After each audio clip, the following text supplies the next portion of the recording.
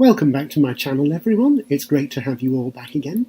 In this video, we're just going to do a short tutorial on how to do shading in Illustrator using three methods. The three methods are the knife method, the Pathfinder method, and the live paint method.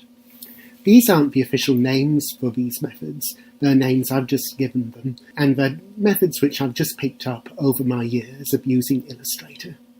So without any further ado, let's get started. So first of all, we're going to show you the knife method. And I've just created a new Illustrator document here. It's an A4 size document, but it doesn't really matter what size document we're using. Anything will do just for this demonstration. So what I'm going to do, first of all, I'm going to draw a circle. Now, I'm just going to use a light fill colour, maybe this light green here, that'll do, and I'm going to use a zero stroke to start with. So I'm going to select the ellipse tool, and I'm going to hold shift to draw a perfect circle, and there we go, there's our circle. Then I'm going to select the knife tool. This is the knife tool here. If you don't see the knife tool, it's probably under either the scissors tool or the eraser tool. So if you see either the scissors tool or the eraser tool, just hold your mouse button down on that tool until you see the knife tool and then select the knife tool. Then using the knife tool, we just cut a section out of that circle. A lower section, just making sure we cut through the entire circle. And what that's done is it's actually split the object into two sections. Then we use our selection tool and we select the lower section there, that kind of crescent shape, and we just select its fill colour, and in the colour picker we just slide the selection point down to get a darker shade of green. We click OK, and there we are. We've got a nice ball with a shadow. Now, as you can see, one disadvantage of using this method is we have a fairly irregular border. That could be a good thing, or it may not, depending on your application and your style. And we can fix that up by using the Pathfinder method, which I'll show you shortly. But just before we do that, I want to show you something else. We created that shaded area on a section of a shape that had a zero stroke. But what if we'd had a stroke on it? For example, we'll choose a black stroke and we'll make it a thickness of maybe 10. Now let's try using the knife method on this shape. And you see the problem. Because that split that shape into two shapes which both have the same fill and stroke, we actually end up with a black line along where the shading area should start. And so that really is no good for us for the purposes of creating any shading. But there is a solution to that. We undo that. So let's say I created that circle and I had a stroke of 10.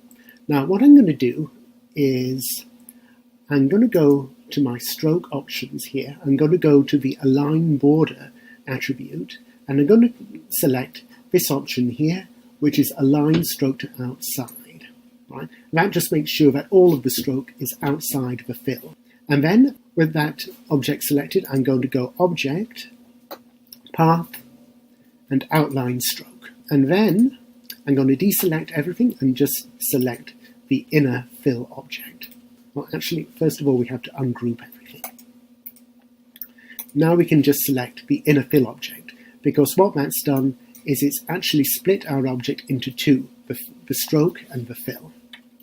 So with just the fill selected, we go back to the knife and do exactly the same as we did before.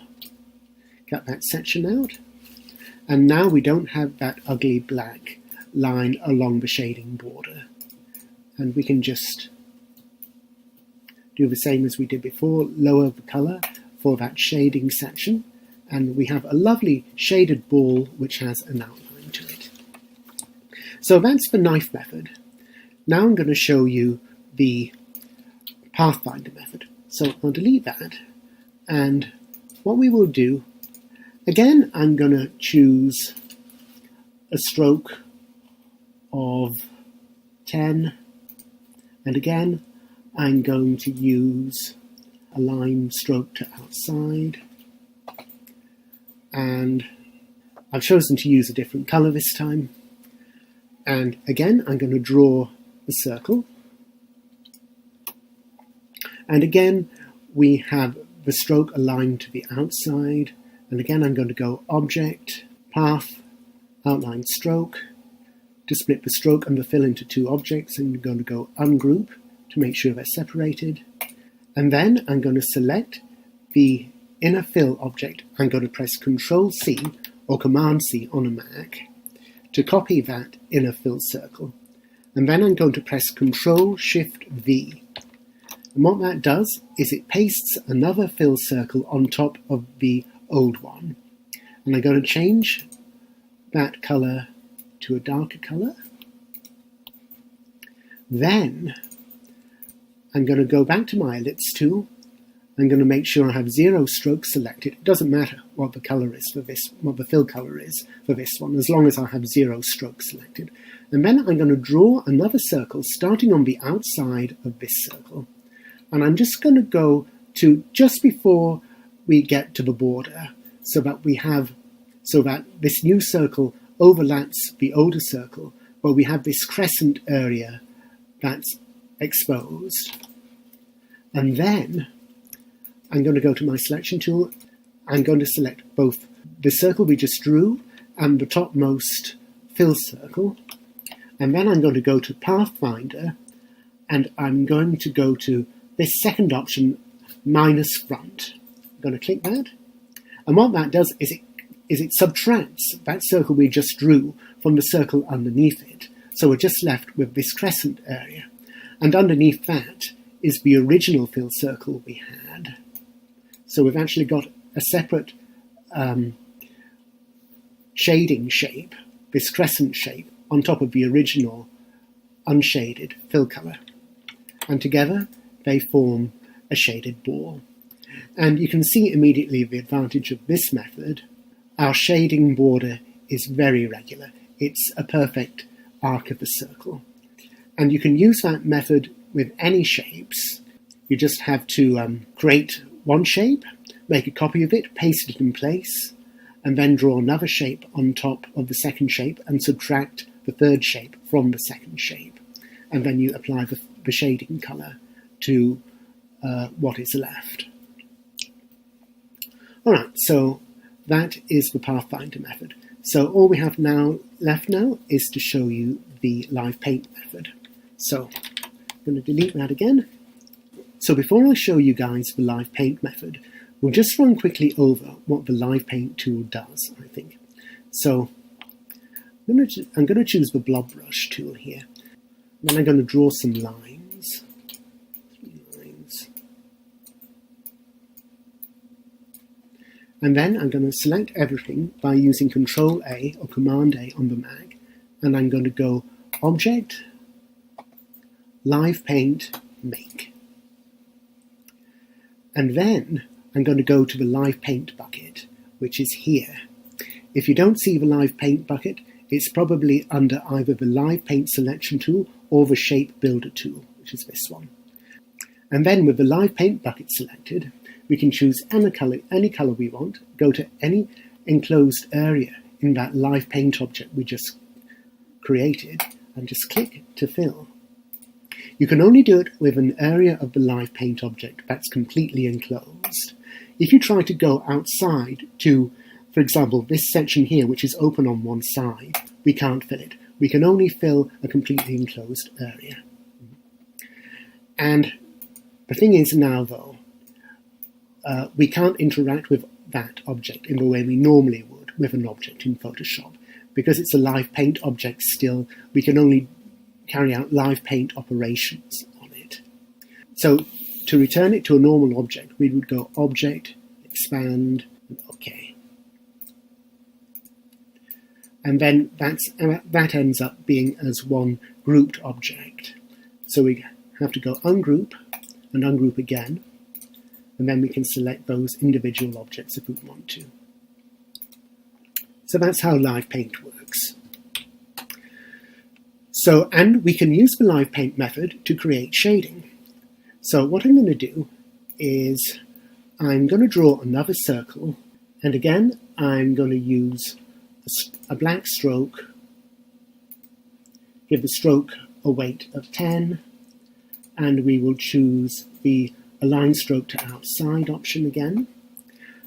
Obviously we don't really have to use a shape with a border to it. We could do one without a border, but I'm just using a border here because I want you guys to see that you can use a shape which has a border. You can give shading to an object which has a border, and that can be a very important thing to do sometimes, like especially if you're doing cartoon characters which have a black outline or a dark outline, and you want to give some shading to them, which is actually what we'll do in a minute, but we're just going to do the simple case of the circle first. So then I'm going to select the object, and again I'm going to go Object, Path, Outline, Stroke, because for the live paint method to work, the stroke has to be a separate object with a fill.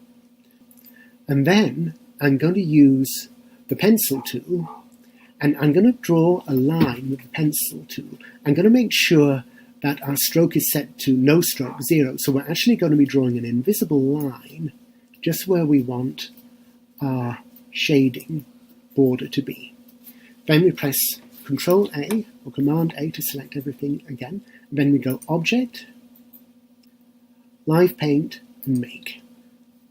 Then we press Control Shift A to deselect everything. Then we go to the Live Paint bucket. Now actually, first we choose that inner color using the eyedropper tool. Go to the color selector, lower the color, so we have our color first. Then we go to the Live Paint bucket, and with that section which we drew that invisible line along, when we move our Live Paint bucket over it now, we can now see where that line was. So we move it to the crescent section, fill it, and there we have our shading using the live paint method. Now, the advantage of the live paint method is that because we're using different tools to create our shading border rather than just the knife tool, we can often do very complex borders. And I'll show you what we mean if we just have a look at this character which I drew earlier, and you see how this is a very complex shading border here. It's all made of jagged lines, and the reason I wanted it like that is because it creates an impression of fur. You know, this is a furry animal looking into a bright light, and the shaded part of his body would have this irregular border created by his fur. So we can create that. To see how we create that using the live paint method, we just go to another version of him which has no shading, and then I'm going to go to the pencil, going to make sure we have 0 stroke selected, and I'm just going to use the pencil to draw a fairly irregular shaded outline where his shadow should be. Because we're using the pencil tool, we can actually stop doing it at any time we want and then continue later. We can let go of the mouse button if we want to, say, resize the image or drag the canvas or just have a drink of water, and we can just keep on going afterwards. Make sure it's nice and fairly irregular. Move the canvas there a bit. See how wonderful, how versatile it is using the live paint tool in this way. So just keep going like that. We have to remember with the live paint method, we have to completely enclose the area. So that looks good. So we just make sure before we do anything else that that area is completely enclosed by that line we drew. And then we press Control A to select everything, Object, Live Paint, Make, Control Shift A to deselect everything, and I'll use the eyedropper tool to choose that orange colour of his, go to the colour selector, make that orange a bit darker, and now we can just fill in those areas we cordoned off using the live paint using the pencil brush before we applied live paint. So there's a bit of shading there, and there's a bit of shading there as well. And also, we can, for the white as well, we just go to white in the color picker, move it down to a grey, or we could have just selected grey from the swatches. White is very easy, you know, just to find a greyer shade. And you can fill in that area too. So, there we go. I think it'd look a bit better with a little bit paler shade of grey there, shading there. Yeah, that looks a bit better. But there we go. So that's how you can apply some fairly complex shading just using the pencil tool and the live paint tool. So those are the 3 shading options I wanted to show you. They are the knife method, the Pathfinder method, and the live paint method. Try them out. Let me know how you go with them. Leave any comments about what your experiences of them. And I will catch up with you in the future. Thank you for watching. Bye-bye.